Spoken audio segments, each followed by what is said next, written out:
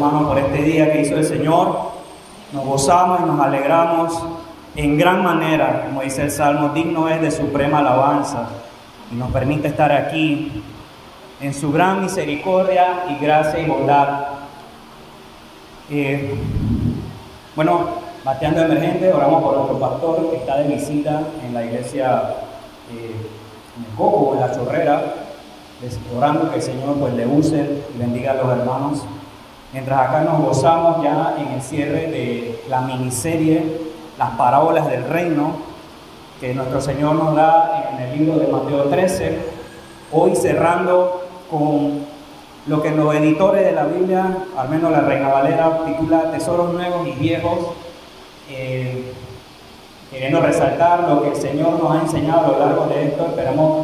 Oramos en el Señor que nos ayude a comprender un poco más cuando hablamos del reino de los cielos y todo lo que implica, pero principalmente con lo que vamos a terminar de ver hoy, alinear nuestros corazones con lo que Él está hablando y prepararnos, tanto aquí en este lado del cielo, a hacer lo que Él demanda o nos manda, y actuar nosotros en respuesta, en amor.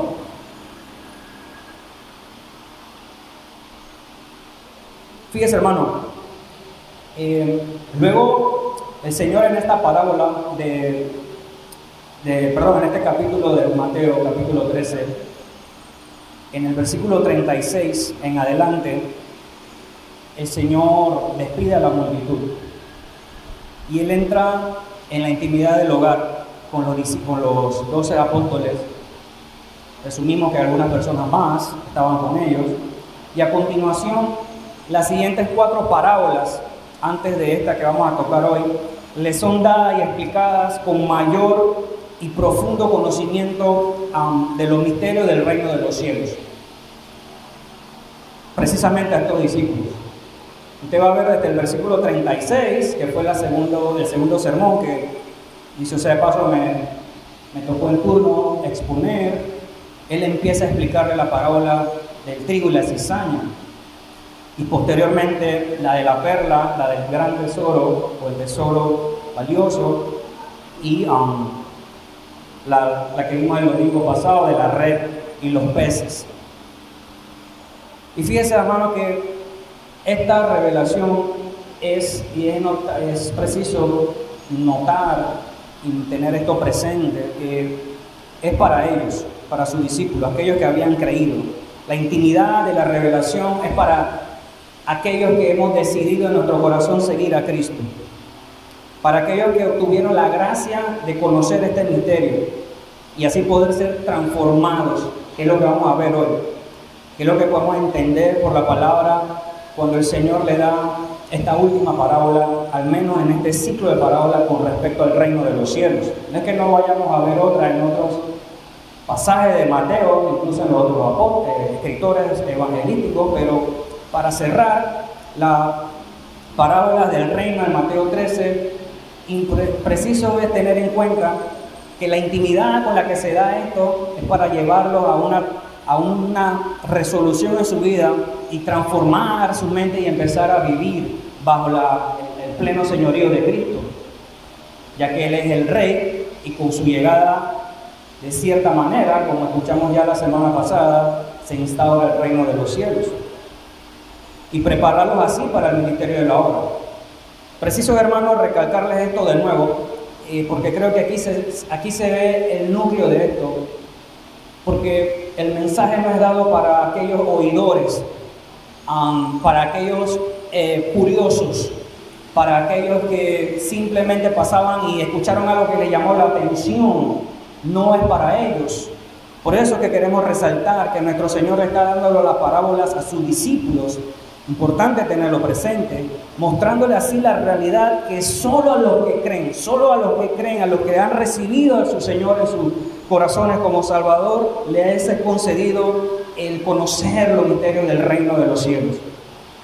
Porque así le ha placido al Padre, que no es mera cosa, y ocultárselo a los sabios, fíjese usted, y dárselo a los niños, es decir, a aquellos que con humildad se acercan al Señor en fe.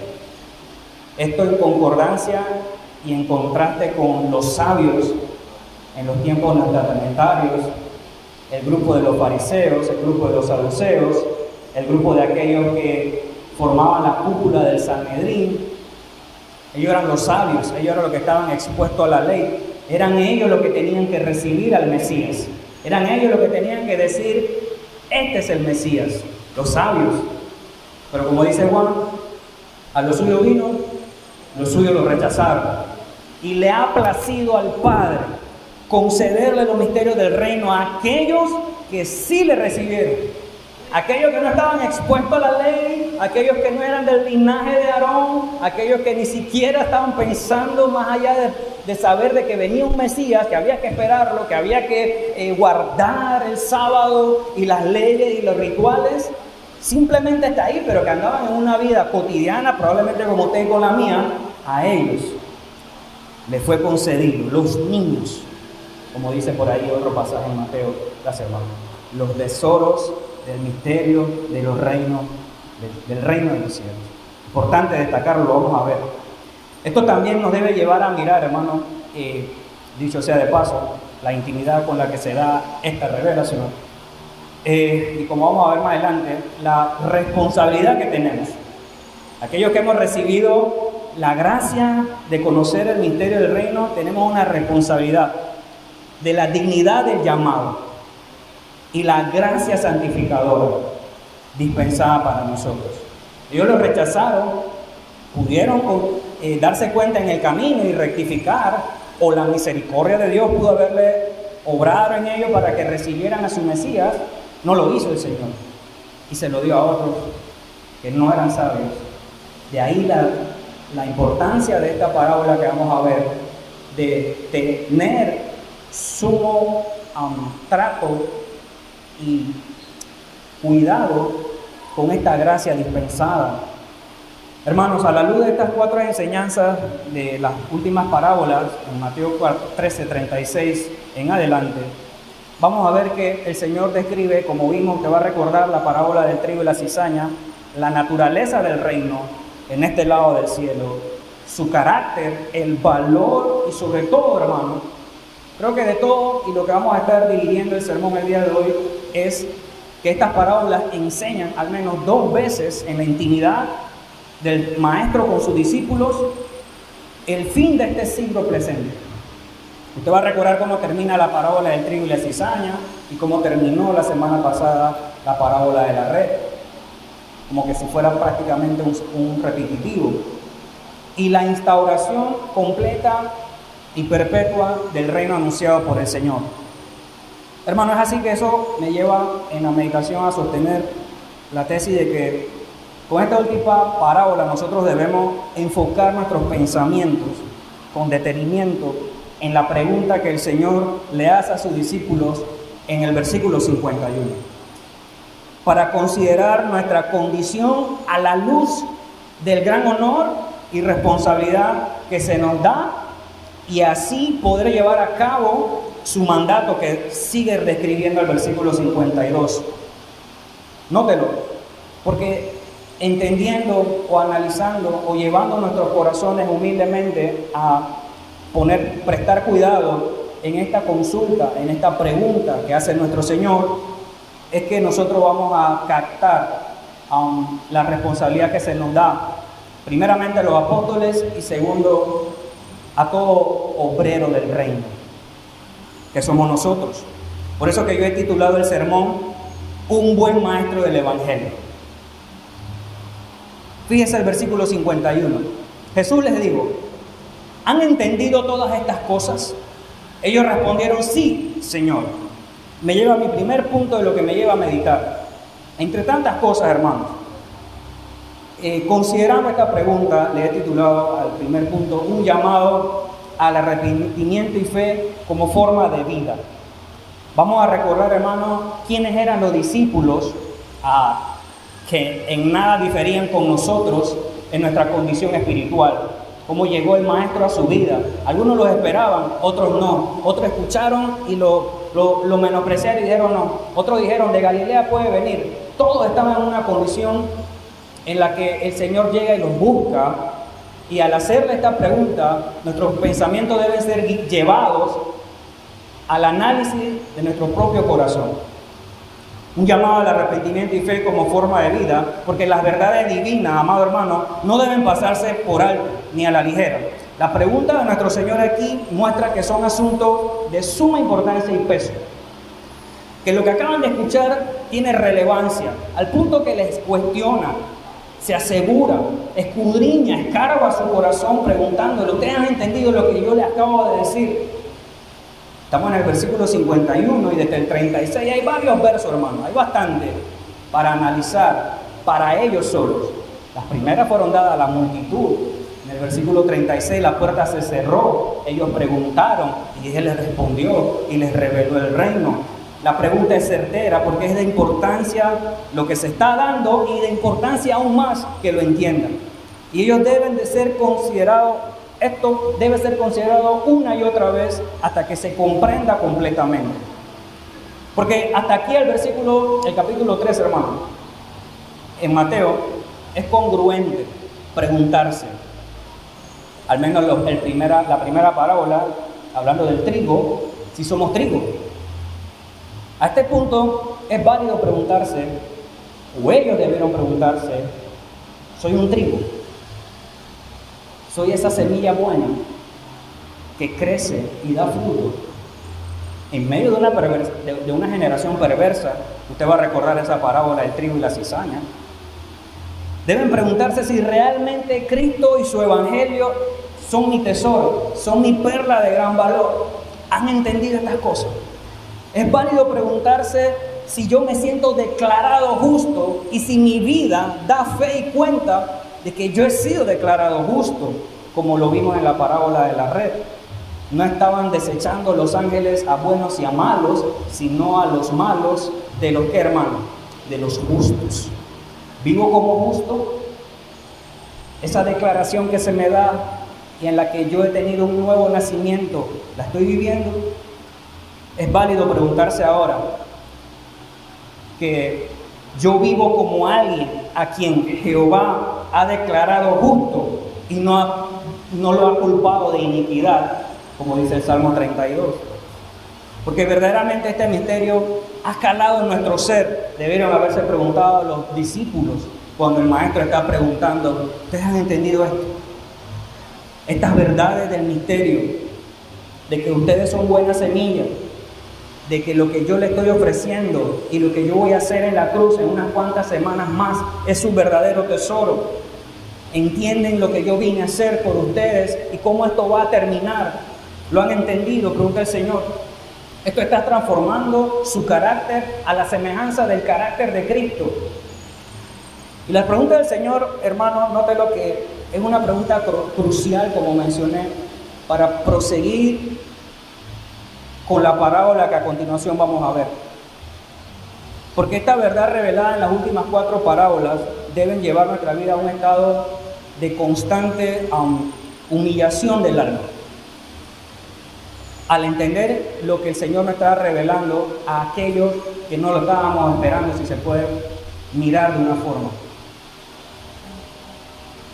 Haciendo memoria, hermano, de que se nos da a pesar de nuestro pecado. ¿Quiénes eran los 12 apóstoles? Los que estaban allí. Un ex rebelde que se agarraba a espadazos con los romanos. Pescadores probablemente mal habidos. La Biblia no da cuenta de ello. Transgresores de la ley. Algunos testimonios datan de que probablemente se seguía pescando en el día de reposo. ¿Quiénes eran ellos?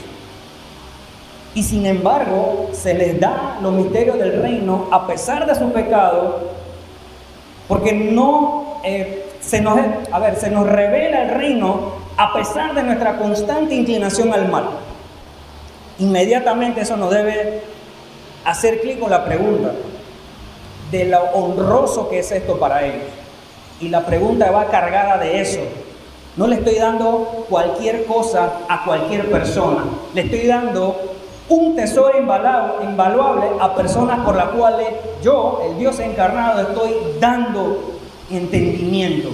Y eso nos debe llevar a la comprensión y a la carga de esta pregunta, que a pesar de nuestros pecados se nos está dando una revelación, no para todos, y aún más, como vamos a ver en la parábola, para que ustedes, transformados por esta verdad, vayan y la hablen.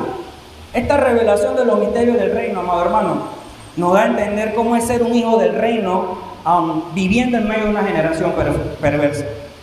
A la luz de este siglo, en este mundo que está por acabarse. ¿Cómo vivir en medio de un mundo perverso que está por terminar, que está por expirar? Tal como lo conocemos ahora, este mundo que nos rodea tiene los días contados, piénselo así. Tiene una fecha de caducidad. Cuando usted va al súper, agarra la leche y te mira, no, que se expira mañana. Este súper es vivo. Le rebajó un doble porque se expira mañana. Piénselo así, hermano. Este mundo tiene los días contados. Y ellos no sabían eso de sí por sí. De hecho, el Antiguo Testamento, con todas sus profecías, no le era claro al pueblo.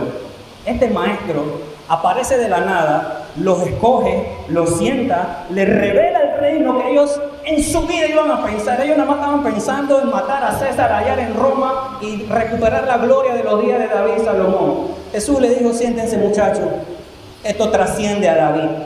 Esto no es lo que Salomón hizo. Yo soy la ley, yo soy el rey, y mi reino no tiene nada que ver con este mundo. Sepan más, les estoy diciendo cómo va a terminar esto. ¿Lo ve conmigo, hermano? La dignidad del llamado y lo honroso de la revelación nos debe llevar a cuestionarnos. Por tanto, al dirigir nuestros pensamientos a esta verdad, hermano, nuestra condición de pecador en la que nos encontramos debe llevarnos a la humillación. Porque se nos ha concedido a nosotros, a usted y a mí también, hermano, como obreros del reino, los misterios del reino de los cielos. Para que humillados corramos a Cristo. Y de ahora en adelante nosotros vamos a vivir de esa manera, como tituló el primer punto, en arrepentimiento y fe. En la gracia salvadora dispensada en la cruz. No es un mero cliché cuando predicamos a Cristo en la calle o a nuestro amigo. La vida en arrepentimiento y fe es una vida que todos nosotros estamos llamados a vivir de ahora en adelante. Piénselo conmigo. Los santos del antiguo Israel, cuando llevaban sus ofrendas al tabernáculo y cuando las llevaban al lugar santo en Jerusalén, ¿cree usted que ellos sabían o pensaban o realmente ellos creían que con el derramamiento de esa sangre, cuando decapitaban o cortaban el cuello de aquel cordero, realmente esa sangre iba a lavarle de sus pecados? O más bien, usando el sentido común y la lógica y la razón, sabían que esto estaba señalando a algo o a alguien, yo no sé, dirían los santos, pero si el Señor me ordena que haga esto para redimir mis pecados, yo vivo esperanzado en eso. Ellos miraban al futuro esperanzado en arrepentimiento y fe. Usted y yo ahora sabemos que no es algo, es alguien. Y que ya vino, y que ya murió, y derramó sangre. Por ende, al venir a Cristo en arrepentimiento y fe, piénselo, está llamado a vivir de esa manera. Ahora no mirando al futuro, sino mirando al pasado. Cada día, hermano, ¿has entendido estas cosas? Te estoy llamando a un estilo de vida al cual el mundo allá afuera no está acostumbrado. Porque lo que derramó el Señor por nosotros es de sumo valor. Y el llamado aquí primeramente es a entender cómo nosotros debemos vivir a la luz de esta verdad. Somos contenedores, somos embajadores, somos portadores y mensajeros. No somos el reino representado a la manera de Cristo. Y por eso nosotros nos debemos inclinar en nuestros corazones a vivir vidas de la manera como lo recibimos. Sabiendo esta verdad, hermano, conociendo esta verdad, ¿qué más podemos hacer? Me preguntaba y me cuestionaba. Conociendo este tesoro que el Señor nos da a nosotros indignos, ¿qué hacemos con esta verdad? ¿Afectará nuestro carácter?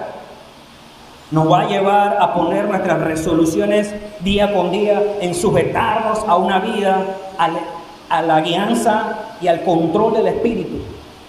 Es lo primero que debemos considerar a la luz de esta pregunta en Mateo 13, 51. Porque si no, lo que sigue a continuación no va a poder ser hecho eficazmente. Y peor aún, el peor de los engaños, nos vamos a engañar a nosotros mismos. Ese es el peor de los engaños, hermano. No crea que son las pirámides, no crea que son las falsas promesas a veces desde púlpitos como este, o los gurús del amor y de la riqueza, o Walter Mercado. No hay peor engaño que el autoengaño. Y si nosotros no aprendemos a vivir a la luz de esta verdad, en humillación por la indignidad de nuestra condición ante un Dios santo, y pretendemos salir así a predicar el Evangelio sin vivirlo, como lo vamos a ver más adelante, usted se está engañando. La palabra de Dios que tenemos en nuestra mano, hermano, ahí, aquí reflejada, está siendo puesta por obra en nuestras vidas, con humildad, con diligencia. Lo que usted está leyendo allí conmigo está siendo puesto por obra. Y cuando usted lo lee conmigo allí, cuando usted abre su Biblia, ¿cuál es su oración cuando la lee? ¿Cuál es su oración a Dios cuando está a la luz de la palabra y ve que no puede ponerla por obra? Estamos rogando resolución de problemas en esta vida, estamos pidiendo sanidad en nuestro cuerpo, estamos pidiendo la paz del mundo y que se acabe el hambre en el África, o estamos rogando suplicantemente la gracia santificadora que cambie nuestros afectos, que cambie nuestras disposiciones cada día, todos los días. Y hermano, orar a la luz de la palabra cuando lo estamos estudiando o meditando, esto es un don de Dios para nuestras vidas. Y esto es puro afecto del Señor para nuestras vidas. Que en su eterna presencia, en su santidad y en su perfecta voluntad, nos despliega su gran misericordia en lugar de lo que siguen allá afuera en incredulidad, si lo piensa de esa manera.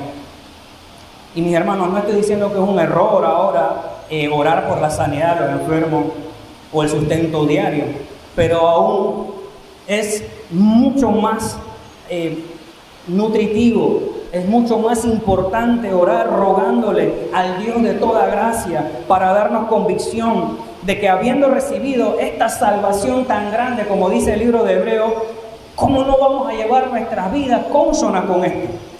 Ya sea que lo busquemos o no, este gran tesoro se nos ha sido dado. ¿Cómo no llevar una vida conforme al supremo llamamiento que queremos vivir cada día, que se nos ha revelado cada día? La pregunta persiste con vehemencia. ¿Han dejado todo para obtener el tesoro de valor incalculable que es Cristo Jesús? Es el Evangelio de Cristo, amado hermano, y sus efectos, lo que consume nuestros pensamientos. La búsqueda incansable de las riquezas, de la sabiduría, de la misericordia de Dios, reveladas y manifestadas, por lo menos tanto en Mateo 13 y en todas las escrituras, que nos lleva al glorioso hecho de la cruz hace 2000 años. Es todo eso, hermano, una constante en nuestras mentes cada día. Piénselo, hermano. Se le acaba de dar un tesoro a hombres indignos, y el Señor se quiere asegurar de que estén anuentes de todas estas cosas que acabamos de mencionar, para que empiecen a vivir una vida conforme a. Es la pregunta que deberíamos llevarnos a considerar con seriedad y con concentración. Y eso, lo que Él revela en las anteriores parábolas, me lleva al segundo punto. Porque de entre tantas cosas que el Señor mencionó y dijo, hay una constante en Mateo 13. Y yo he titulado este punto, entendiendo la certeza absoluta e irrevocable del juicio venidero. entendiendo la certeza absoluta e irrevocable del reino venidero. ¿Sabe por qué, hermano? Lo repite varias veces el Señor en un solo capítulo. La clara enseñanza del fin de las cosas debe ser factor predominante para considerar, para determinar nuestra conducta piadosa. Al recibir un claro entendimiento del certero y absoluto juicio que se viene pronto, debe llevarnos a la adoración humilde y el reconocimiento del señorío de Cristo en nuestras vidas. Si algo vino a predicar más que cualquier otra cosa el Señor, fue el fin de todas las cosas. Y por tal causa, cómo se encuentra el estado del alma de cada hombre a la luz de esta verdad. No por casualidad se ha llegado a la comprensión, amados hermanos, de que cuando la Biblia, al menos el apóstol Pablo, en tiempos neotestamentarios, usted va a escuchar a Pablo decir, en los postreros días, en los postreros días, en los postreros tiempos, hemos llegado por la gracia de Dios a la comprensión que a partir de la primera aparición, de la encarnación de nuestro Señor en el vientre de María, se inauguraron esos días, los postreros días. Para los apóstoles estaba claro que los postreros días, los días finales, se habían empezado a dar desde el día que Cristo pisó esta tierra. Y son los actuales en los que estamos viviendo. ¿Cómo, hermanos? Sí. ¿Por qué? Porque Él no perdía el tiempo en cosas que no contribuyen a la salvación del hombre, sino a resaltarle al hombre la necesidad que tiene de un Salvador por causa de la impagable deuda que tiene el hombre con Dios. A consecuencia del juicio que viene, yo les vengo a decir a ustedes que no hay manera que puedan pagar su deuda con Dios, al menos que tengan y pongan su fe en Cristo. Hermano, lo apremiante de decirle a sus oyentes que más vale que crean en aquel que ha sido enviado, que la única obra que necesita hacer cada hombre sobre esta tierra es creer en aquel que bajó del cielo, que no hay otra forma de entrar al reino de los cielos si no es por la fe en Jesús. En Juan capítulo 6, después de Él multiplicar los panes y los peces, la gente lo busca y quiere ver para que siga multiplicando el pan. Y Jesús había cruzado un lago y regresó y le dice, ustedes están aquí porque quieren más comida. Esta es la versión según San Carlos, hermano. Ustedes están aquí porque quieren más pan. Ustedes están aquí porque vieron el milagro. Pero yo les digo, dice Jesús, trabajen por la comida que no perece. Trabajen no por la comida que perece, trabajen por la que no perece. Porque la obra que el Padre demanda de ustedes es que crean en aquel en que Él ha enviado. Lamentablemente, en los púlpitos el día de hoy, hermano, desde las páginas de la Sagrada Escritura se anuncia resolución de problemas en esta vida, en este mundo, de todos aquellos que ponen su fe en Jesús. Lamentablemente oímos desde el púlpito como este decir que si pones tu fe en Jesús y le buscas con toda tu fuerza y tu corazón, Él te usará grandemente y te llevará a lugares que tú nunca imaginaste. Por causa de su nombre, por cierto. En otras palabras, se está predicando en los púlpitos hoy que si pones tu fe en Jesús, obtendrás logros y bienes materiales, grandeza y fama en esta vida. Y amado hermano, amigo que me escucha, las parábolas del reino de Mateo 13 nos enseñan eso. En lo absoluto y en ningún lugar de las Escrituras vamos a encontrar tales promesas. Entender Deuteronomio, no recuerdo los capítulos al final de las bendiciones, si hacen algo, no tiene nada que ver con la iglesia hoy. Son tipo y sombra. Lo que vehementemente vino nuestro Señor a anunciar y a dejarle claro es que el reino de los cielos se ha anunciado, el final de los días de este mundo está por venir, y crean en aquel en que en el Señor a que ustedes invocan ha enviado. No creen en mis palabras, crean en las obras que yo hago. No vine a darte resolución en esta vida, vine a resolverte la eternidad. Es el mensaje de la cruz. Por eso que no hay nada en esta tierra, amado hermano, presente. No hay nada en esta tierra, en este momento, hoy, que se nos dé. Y esto que voy a decir a continuación no se habla, no se dice en los púlpitos, es irritante, es del diablo para algunos, pero lo único que se nos promete en esta tierra al seguir a Jesús es persecución. Aquello que resolvemos en nuestro corazón decididamente, vivir piadosamente, dice el apóstol Pablo, esperen persecución. No resolución de problemas, decididos en nuestro corazón a vivir por la fe y en fe, sujetos al Espíritu, no provocará otra cosa, amado hermano, que sufrimiento en esta vida por causa de Cristo. Eso sí, por causa de Cristo. Ya sea que sea persecución por nuestra fe, como los hermanos en Asia, en este momento, Corea del Norte, por mencionar algunos, no nos vamos muy lejos, en México, en Oaxaca, quemando iglesias evangélicas. Esto está pasando hoy. Ya sea por esa persecución, pero también, hermanos, sufrimiento por el hostigamiento incansable del remanente de pecado en nuestro ser. Eso nos va a hacer vivir el mundo presente, adivine cómo, hermano, con dolor y tristeza. No son buenas nuevas, no arranca aplausos, no sé para decir amén, pero es lo que la Biblia advierte, es lo que la Biblia enseña. Pero ¿sabe algo, hermano? Mientras el mundo se enfoca en este mundo presente, aquellos que deciden vivir para Cristo van a vivir gozosos por la plenitud de vida en Él. Estaban muertos, como mencionamos en la clase dominical, pero al seguir a Jesús entran en plenitud de vida, empiezan los vivos realmente a vivir. En la plenitud que Él da en su salvación, y por gratitud los hombres somos los más felices sobre la tierra, aquellos que creemos en Jesús. ¿Por qué, hermano? Porque por sobre todo ese dolor, por sobre toda esa tristeza, nosotros somos, como dijo nuestro pastor el domingo pasado, que a pesar de todas estas situaciones, nosotros somos aquellos que vivimos en esperanza. Tenemos una esperanza y vivimos aferrados a esa esperanza, y esa esperanza nos santifica.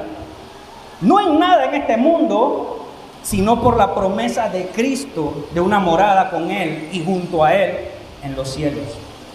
Amén. En el mundo venidero. Entendiendo estas cosas, hermanos, nosotros podemos decir que la manera como entendemos el cómo sucederá el fin de las cosas determinará en gran manera cómo usted y yo vivimos el presente. Usted va a recordar la clase de los miércoles hace unos años, bueno, no sé si años, pero hace un añito ya, que hablábamos de escatología con el pastor. Y se nos presentó las diferentes escuelas de entendimiento de escatología, todas basadas en Apocalipsis 20, usted recordará. Y algo que el pastor mencionaba con cuidado y con diligencia era esto, hermano. El entendimiento del final de las cosas hoy, de lo que va a acontecer en el futuro, va a determinar cómo vivimos hoy. Porque si usted vive esperando al anticristo, usted va a vivir por temor. Pero si usted vive esperando el juicio venidero y el glorioso reino de los cielos, usted va a vivir por fe. No en miedo, en fe, en arrepentimiento y fe a causa del juicio que viene y el galardón que se le dio de recibir los misterios del reino. ¿Cómo afrontamos las pruebas? Con fe. No en pasiones, sino en sabiduría. Bienaventurados sois cuando se hallan diversas pruebas, dicen los apóstoles. El que no tiene sabiduría, pídala, dice Santiago. Porque cuando vienen las pruebas, lo primero que como hombres naturales, en la inclinación al mal, reaccionamos con ira, reaccionamos con angustia, reaccionamos con tristeza.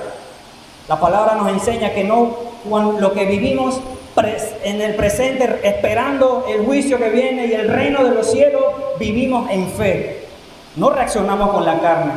reaccionamos con sabiduría. ¿Y qué dice Santiago? La sabiduría que viene del cielo, ¿cómo es? Es pura, llena de todo fruto de misericordia, de mansedumbre. Así afrontamos las pruebas. ¿Cómo encararemos las tentaciones? Fíjese, hermano, todo lo que tiene que ver cómo esto afecta a nuestra cotidianidad, nuestro día a día. ¿Cómo vamos a enfrentar las tentaciones? Por fe y en fe. Siendo que el fin de todas las cosas se acerca, los hombres que creen en Cristo viven conforme a su palabra, sujetos a su espíritu en fiel esperanza, conociendo que el final de los días de este mundo, el juicio de Dios contra aquellos que no creyeron en Cristo para vivir conforme a su voluntad, es condena eterna. Conociendo este juicio, amado, sabiendo de antemano este juicio, que es absoluto, que es irrevocable, que ya está escrito y viene, amado hermano, yo creo que nos debe llevar a meditar, primero en vivir vidas renovadas, en nuestro pensar y en nuestro hacer. Evitar la desesperación y la negligencia ante esta revelación de las parábolas. Y dar a la luz de este misterio, hermano, del reino de los cielos, con estas parábolas donde cosas comunes y cotidianas con las que los discípulos estaban familiarizados en su entorno, en su época, cosas como sembradores, segadores, semillas, levadura, tesoros, perlas, cosas que son normales para ellos, para ilustrarle el reino de los cielos. Fíjense, es de cuidado resaltar algo, hermano, que la última parábola que vimos la semana pasada, se utiliza un elemento más ese elemento estaba tan familiarizado a los apóstoles, y principalmente los de Galilea, porque eran peces, y ellos eran pescadores. Lo ve ahí, hermano. El Señor trata de meterle en su mente a sus apóstoles, a sus discípulos, la importancia de lo que le está diciendo, que la última parábola usa un elemento que es completamente familiar para ellos, para que ellos lo reciban, recibiendo algo nuevo en cosas cotidianas. ¿Por qué, hermano? Así ellos, luego de que, como ellos salen a pescar, y se sientan a la orilla de la playa y comienzan a hacer escrutinio de lo que está mal, el pez que está bueno, el pez que está podrido, el pez que está viejo, el pez que le falta un ojo. Así será el fin de todas las cosas, le dijo el Señor, plasmando en su mente lo que le demuestra lo apremiante de dedicar su corazón a profundizar en el conocimiento de este misterio revelado. Es lo que está tratando el Señor de anunciarle a sus apóstoles y que tenemos que aplicar a nuestra vida. Usa un elemento tan familiarizado para ellos, para que entiendan que así como ustedes hacen, así va a pasar. Quiero que entiendan eso en tu mente y que esta verdad te transforme. La enseñanza de la certeza del fin de las cosas, con algo tan cotidiano como pescar peces con una red, fue para dar una mayor claridad en sus mentes. Y esto tiene aplicación para nosotros. Vivir vidas en el presente que demuestren un claro entendimiento del futuro. Nada en esta vida, hermano, tiene mayor valor que vivir para Cristo. Nada. Con este ejemplo de algo tan común para ellos, para revelar que así será como harán los ángeles en aquel gran día. Quiere dejarlo plasmado en sus mentes. Habiendo preguntado si entendieron estas cosas, que tienen que vivir una vida de arrepentimiento y fe, una vida humilde ante Él, en dependencia de Él, dejándole claro que esto es un autoanálisis para ellos, ahora le da una orden ilustrada en una parábola que lleva a mi tercer punto. Sean un buen maestro del Evangelio, como el título del sermón. Versículo 52. Él les dijo: por eso, todo escriba docto en el reino de los cielos es semejante a un padre de familia, que saca de su tesoro cosas nuevas y cosas viejas. La respuesta afirmativa al final del versículo 51, amado hermano, da a entender probablemente la comprensión que habían tenido los discípulos. Pero no obstante, haberla recibido, entender que esto te debe transformar, también debe ser entendido que debe ser dado, debe ser anunciado, debe ser impartido a otros. Note, la palabra escriba. La palabra escriba tiene una etimología en su raíz del verbo escribir, sencillo. Y su forma del verbo participio simplemente es traducida como un secretario o alguien que escribe.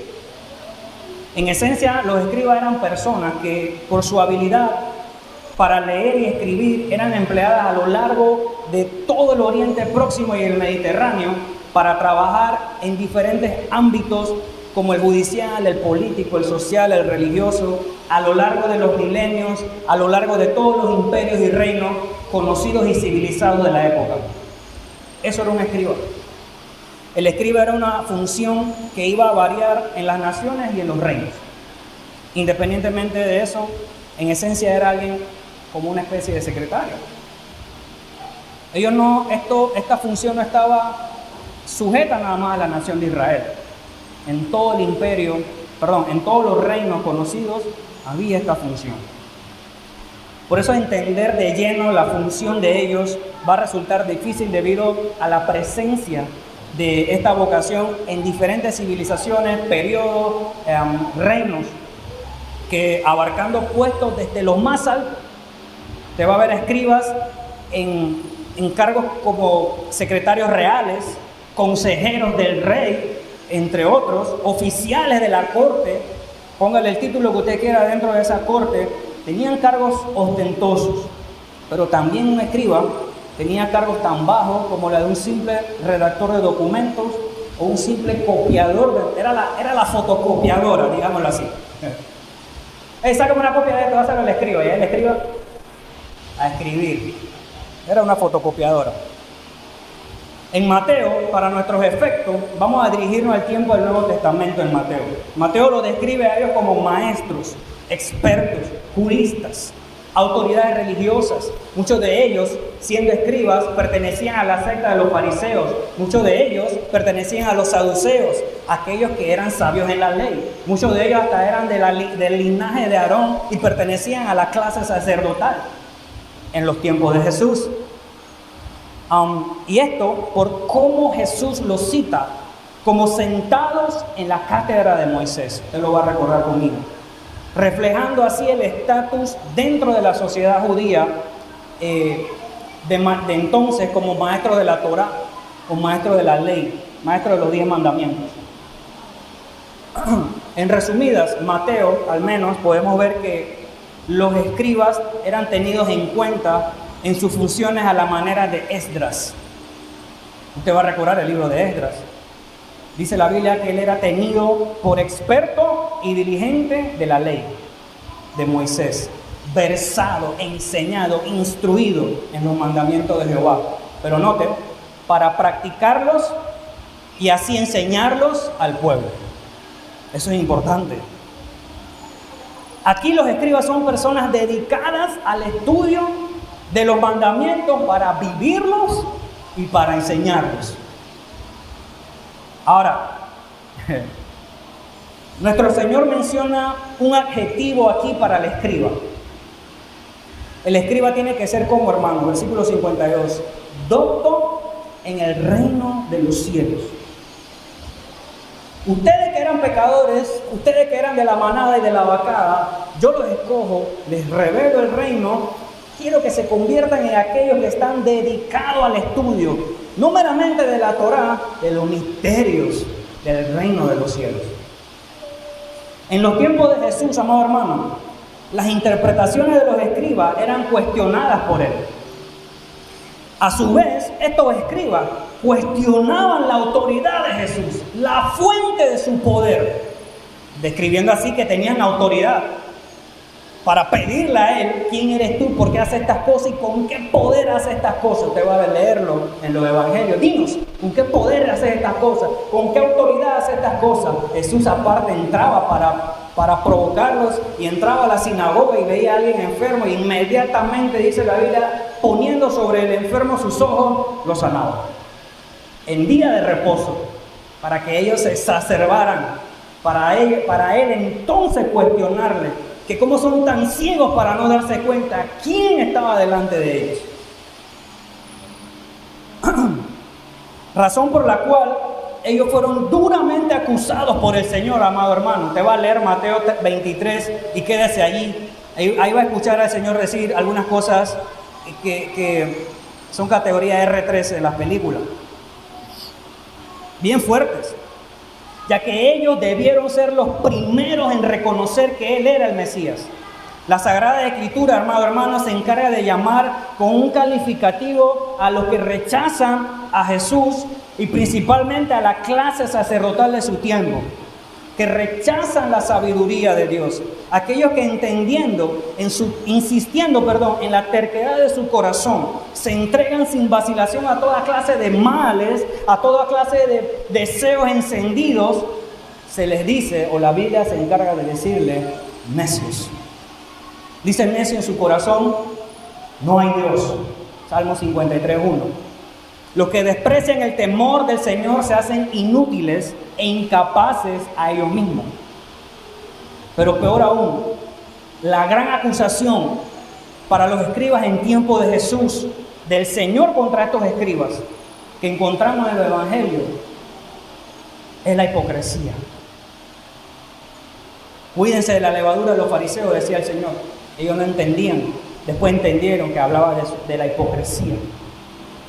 A diferencia de los escribas del tiempo neotestamentario, a diferencia de los escribas de los tiempos de Jesús, amado hermano, los escribas doctos del reino de los cielos deben practicar lo que enseñan.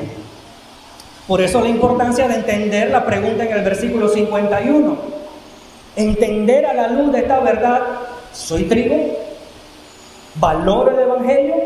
¿Dónde están puestos mis pensamientos? Porque a diferencia de los escribas del tiempo neotestamentario, los escribas doctos en el reino de los cielos deben vivir lo que enseñan. La verdad que enseñan deben primero a ellos transformarlos. Importante. No solo deben entenderlo, los misterios del reino, como un mero conocimiento, sino como una verdad transformadora. En palabras del apóstol Pablo, en el capítulo 12 de Romanos, transformaos por medio de la renovación de vuestra mente.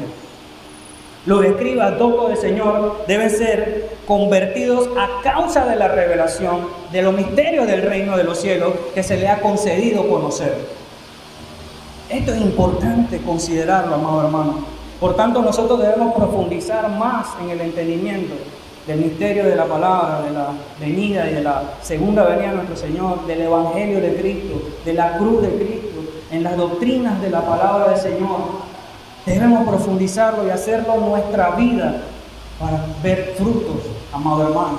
Es válido orar, es válido rogarle a Dios, como mencioné al principio, pero necesitamos disponer nuestro corazón. Esa debe ser nuestra oración, porque el ser doctor del reino de los cielos, hermano, en otras traducciones de la palabra dice aquellos que se han convertido en discípulos del reino. Es que no se conformen a este mundo presente, sino que se transformen para vivir vida renovada, esforzándose en vivir vida sujeta al señorío de Cristo. Entendemos, hermano, que este misterio, al ser anunciado, hace referencia que debe ser anunciado, lo conocemos o entendemos que debe ser anunciado por la referencia que hace el Señor cuando dice que el escriba, como un buen padre de familia, saca de su tesoro. Él da.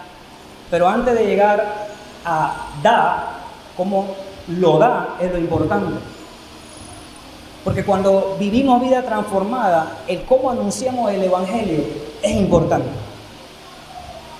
Debe ser anunciado, dice como hermano, como un padre de familia, el cabeza del hogar, el dueño de la casa. Está hablando de la forma en que debe ser anunciado, en que debe ser transmitido. Noten, no como un avaro comerciante que busca sacar provecho y ventaja de los heridos, de las ovejas patiquebradas. No debe ser andada como un trabajador asalariado que solamente hace las cosas por un salario. debe ser dado como un padre de familia que suple a su hogar con amor sacrificial para proveer a los suyos. ¿Lo ve allí, hermano? Nosotros estábamos descarriados, desprovistos de toda justicia. Fuimos considerados por la incalculable misericordia de Dios. De esa misma manera nosotros debemos llevar el mensaje. Aquellos escribas doctos en el mensaje del reino no se van a quedar con este conocimiento para ellos. No van a ser como un codicioso, avaricioso que guarda y acumula tesoros para sí, y como el siervo a quien se va a recordar la parábola de los talentos, el que le dieron un talento, fue y lo escondió. Tampoco va a ser así. Esa persona va a ser productivo para su Señor. Esto es lo que está hablando, que es como un padre de familia. No se quedó con el misterio, sino que lo multiplicó. Hermano amado, lo hacemos con amor sacrificial. Nos dispondremos primero a vivir el Evangelio y luego a anunciar estas enseñanzas del misterio del reino para alcanzar a los que son del Señor. Los escribas doctos son como padres de familia, como un padre de familia. Tienen este gran tesoro que es Cristo y su reino y su mensaje de salvación, un reino de los cielos que es un reino de salvación pleno, gratuito, que es un reino que todos están invitados a entrar. Es un reino de gracia y de gloria y debe ser anunciado, debe ser nuestro deber ir a anunciarlo. Este conocimiento es para que vayamos y amonestemos a los hombres en todo lugar que se arrepientan, que ilustremos las mentes de los hombres con la preciosidad del reino de los cielos, con el mensaje del reino de los cielos. Y anunciar la necesidad que tienen todos de entrar a este reino por causa del juicio que viene. Amado hermano, un padre de familia es un proveedor esforzado. Alguien que sabe que tiene que proveer, no por contrato, no porque tengo que cumplir. Un padre de familia es un proveedor esforzado, amante y protector. Como un avaro, este padre de familia nunca va a guardar lo que él obtiene para sí mismo y complacer su imaginación y sus pasiones. No lo va a hacer. No va a traficar con el Evangelio, aunque lamentablemente los apóstoles nos advierten que muchos harán mercadería del Evangelio con las almas. Ese no es un escriba docto del reino. Ese no es un escriba que da como padre de familia, no lo es, sino que el padre de familia es un proveedor generoso, siendo cabeza de hogar, distribuye con mano generosa y juiciosa para el consuelo y el apoyo de toda la familia espiritual. Esa es la actitud de los escribas del reino de los cielos. Es así como nos llama el Señor a ser escribas doctos concernientes a los reinos de los cielos. A diferencia de los escribas de la generación de Jesús, los discípulos del reino deben dar cabida a esta verdad primeramente en su vida para ser transformados, renovados día con día y así dar a conocer lo que recibieron, en lo que han profundizado, en lo que han echado raíces a todos cuantos puedan. Muy a diferencia de los escribas en el tiempo de Jesús. Miraban a los recaudadores de impuestos y a la gente de mal vivir con menosprecio. Ese no es un padre de familia. Se quedaban con lo que tenían. Note ahora, hermano. El escriba docto en el reino de los cielos, como un padre de familia, dice que saca cosas nuevas y viejas, pero de su tesoro. Ese tesoro, amado hermano, es este misterio revelado, del cual sacamos cosas nuevas y viejas. Esas cosas nuevas y viejas son bienes que produce el mensaje del Evangelio en nosotros. Y estos bienes incluyen y no se limitan, en primer lugar, al conocimiento de que por las Escrituras recibimos el camino a la salvación. Todos los doctos en el reino de los cielos sabemos que en nuestras Biblias está la verdad. Está el camino a la salvación. Los hombres saben que por el sol hay un Dios. Yo sé que hay un Dios. Los teístas lo dicen, hay un Dios. Yo creo que hay un Dios, hay una fuerza, es un Dios. El sol sale. Esto no lo puede haber hecho el hombre, tiene que haber una fuerza. Sí, pero los escribas doctos en el reino de los cielos sabemos que este es uno de los tesoros que podemos mencionar, de donde se sacan cosas nuevas y cosas viejas. Sabemos que en las Escrituras está la salvación, el camino, la ruta para la salvación de los hombres. En segundo lugar, tenemos conocimiento del modo, escúchese bien, de la forma, el modo en que por gratitud los hombres deben vivir para la gloria de Dios. ¿Recuerdan la clase dominical? No debemos hacerlo a la manera que pensamos o creemos, o con nuestras bonitas, lindas intenciones, aunque son bonitas y lindas. Pero el doctor escriba en el reino de los cielos sabe que en las Escrituras está la manera que por gratitud los hombres deben vivir para su gloria. Conocimiento de que como una persona puede obtener la paz que sobrepasa todo entendimiento, el gozo inefable, entre otros tesoros. Podemos mencionar mucho, hermano. También es preferible entender lo que sigue a continuación de cosas viejas y cosas nuevas, como las antiguas verdades bajo nuevas luces, y nuevas verdades puestas de acuerdo con las verdades antiguas. Un conocimiento adecuado del Antiguo Testamento y de la doctrina de Cristo tal como figuran en el Nuevo Testamento. Porque, hermano, nadie puede entender correctamente el Antiguo Testamento sino a través del Nuevo Testamento. Usted sienta a uno de los antiguos, si uno de los antiguos viviera en nuestros días y no se le enseñara el Nuevo Testamento, él no va a entender con claridad lo que el Nuevo Testamento da luces claras de los tipos y sombras en Cristo. No podemos entender el antiguo sin la luz que nos da el nuevo. Pero tampoco, amado, el Nuevo Testamento puede aplicarse con tanta fuerza y con tanto éxito a la conciencia del hombre pecador si no es a través del Antiguo Testamento. Te preguntará, ¿y cómo pasa esto, hermano? ¿Cómo yo puedo aplicar el nuevo con fuerza y vigor a través del Antiguo Testamento? Bueno, amado hermano, la ley de Jehová, la ley que lo identifica, que le dice a los hombres, este soy yo soy santo. Esa ley es un maestro de escuela para llevar a los hombres a Cristo. Te va a recordar el ejemplo que puso el pastor en la escuela dominical pasada del ministro del evangelista Ray Comfort, que sale a las calles de los parques en California a predicar con los 10 mandamientos. Se topa con la gente y le dice, hey, ¿tú has mentido alguna vez? ¿Has codiciado? ¿Has mirado con codicia a una mujer alguna vez? ¿Has dicho mentiras? Es la ley del Señor.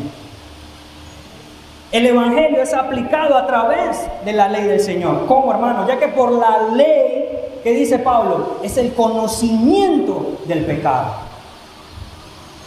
Por ella, amado hermano, es el conocimiento del pecado. Y no puede haber convicción de pecado sin la ley. Pero donde la ley termina, hermano, donde la ley acaba, comienza el evangelio.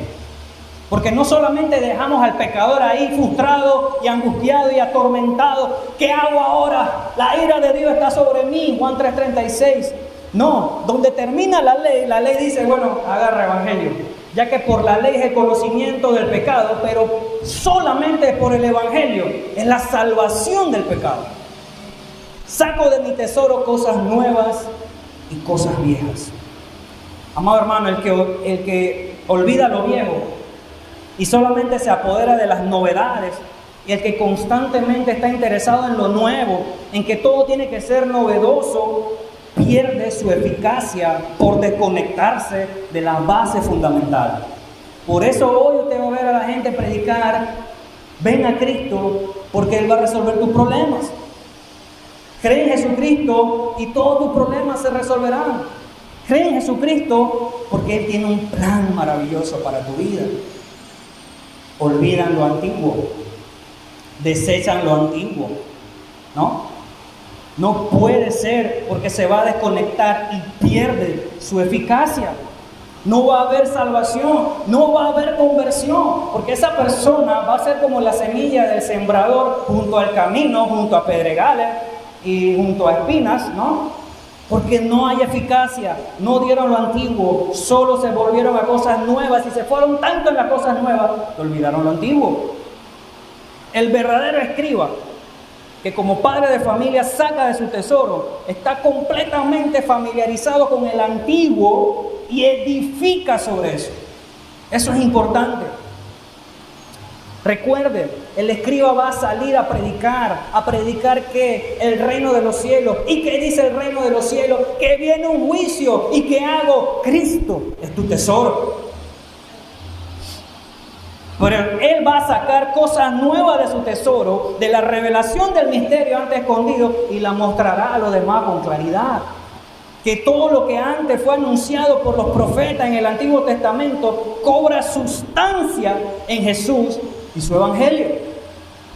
También, hermano, es oportuno resaltar, y creemos que es así, porque lo vemos en Mateo 13, en esta parábola también, los métodos de instrucción de Cristo. Los métodos de instrucción de Cristo dan sentido a estas palabras de tesoros, de cosas viejas y nuevas. Porque las tradicionales ocupaciones que le eran familiares a los oyentes de Cristo y aún a los propios discípulos, que se usan para ilustrar verdades del nuevo reino que se aproxima. Sin embargo, a pesar de usar todas esas cosas, los pensamientos e incluso las palabras que se mencionan o hacen referencia vienen de la ley de Jehová, vienen de los profetas. ¿Lo ve ahí, hermano? Usan métodos nuevos, usan métodos con cosas tradicionales para las personas, para revelar lo nuevo que viene. Aparecen una y otra vez en todas partes, amado hermano. Es decir, verdades viejas presentadas en formas, presentadas en aspectos, presentadas en cosas tradicionales, con aplicaciones siempre nuevas, así como las ilustraciones de sucesos actuales. Eso lo vemos en Mateo 13. Ser un buen maestro del Evangelio, amado hermano, es el llamado de nuestro Señor. Es el llamado de Cristo para nuestra vida. Seamos buenos maestros del Evangelio, que habiendo sido escogidos para recibir la revelación de los misterios del reino de los cielos, debemos empezar a vivir por fe. Porque como dice Pablo en Filipenses 3, 8 y 10, ciertamente, aún estimando todas las cosas, nótese bien, todas las cosas como pérdida por el valor incalculable de conocer a Cristo. ¿Le resuena eso? La parábola de la perla, la parábola del tesoro.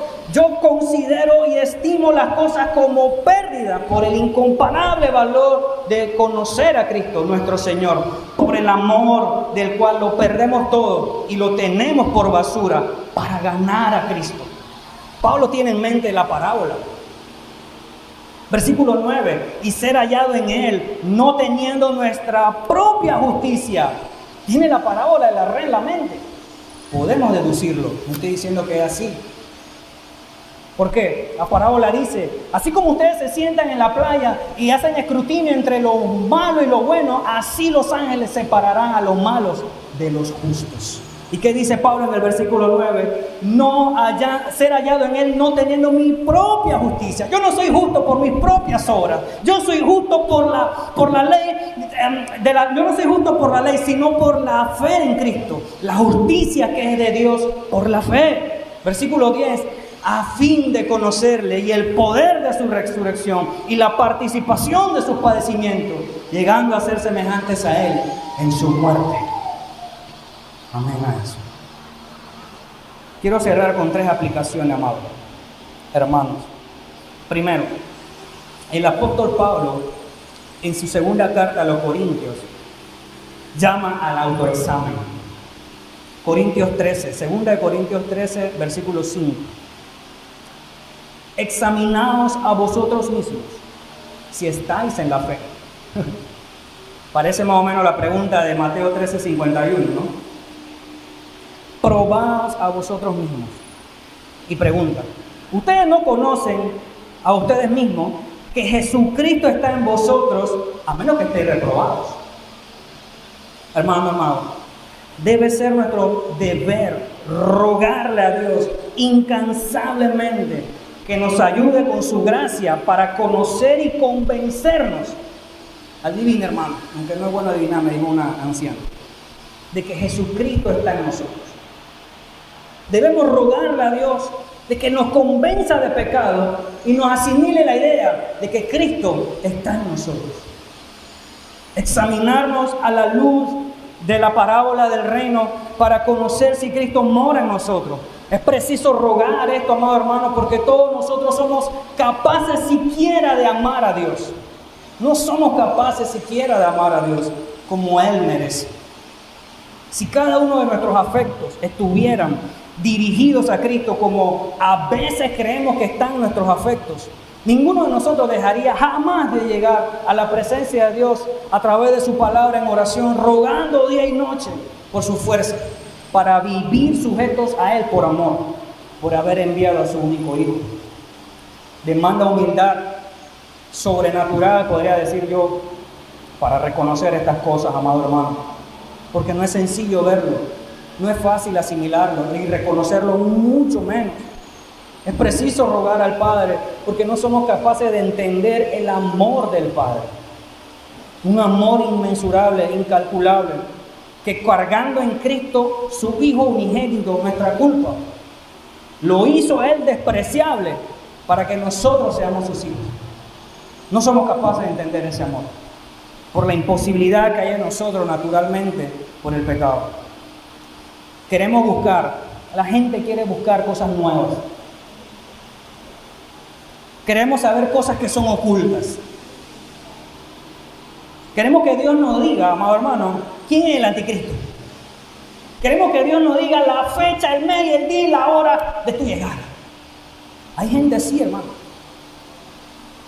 Un paseo rápido navegando en internet, usted va a encontrar río de tinta, videos de 5 horas, teólogos y maestros con cálculos matemáticos, aritméticos para decirte qué día viene Cristo. Son cristianos, no dudo de su amor por Cristo, pero nuestra tendencia es tal. ¿Qué quiero mencionar con esto? En mi primer punto de aplicación, de examinarnos a nosotros mismos.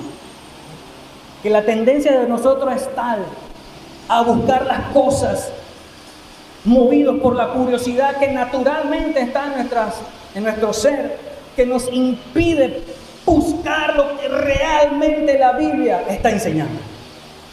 Amado hermano, y Dios santo, es lo único que usted y yo necesitamos para ser transformados, y es lo que no buscamos, es lo que no deseamos, es por lo que menos oramos, porque decimos que ya estamos bien. Porque decimos, no, yo conozco eso. No le dedicamos el alma porque en nuestro interior, amado hermano, nos creemos superiores.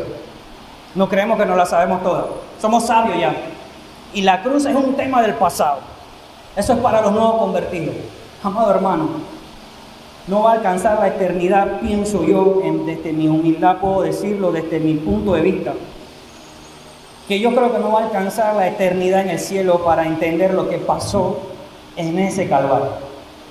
Cómo Dios se hizo hombre, cómo Dios se encarnó, el dador, esta es una pregunta de debate, el dador de vida, que todo lo que toca y habla es vida, murió en una cruz.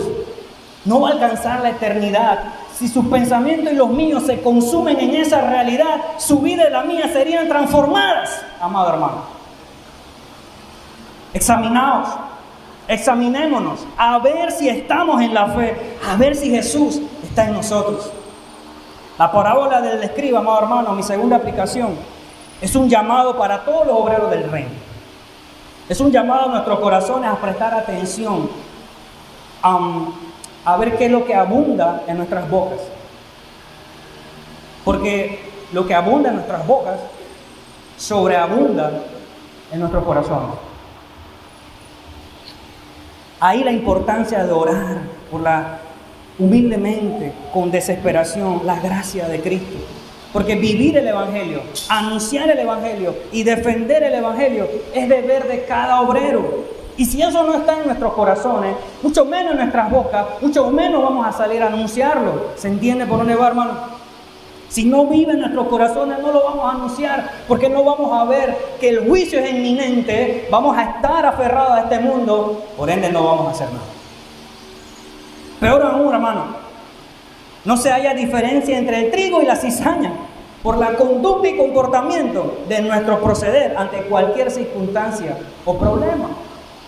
Los obreros del reino deben ser anunciadores de su mensaje con amor sacrificial y entrega total a la causa de Cristo. Mi último punto de aplicación, la dignidad del llamado, hermano, recae en la gracia salvadora. ¿Qué quiero decir con esto?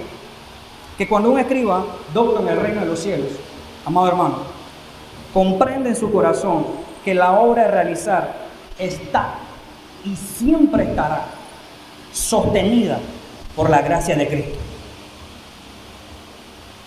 Siempre va a estar. La dignidad del cargo de los mensajeros del reino es por causa del sacrificio hecho en la cruz, por el Salvador, y no por nuestra fidelidad a Él, no porque nuestro amor es frágil y el que nos llamó es el que nos sostiene. Siendo que nosotros mismos, amados hermanos, somos testigos del amor de Cristo para salvación, esta misma manera debe llevarnos a llevar a cabo nuestra labor evangelizadora. No confiando en nuestro designio, amado hermano, recuérdelo, no confiando en nuestra preparación. Mire, preparar un sermón, cualquiera de los pastores puede decir, yo no puedo decirlo con tanta seguridad, pero toma tiempo. Pero esa preparación, mis designios, mis meditaciones, no son el poder del Espíritu Santo.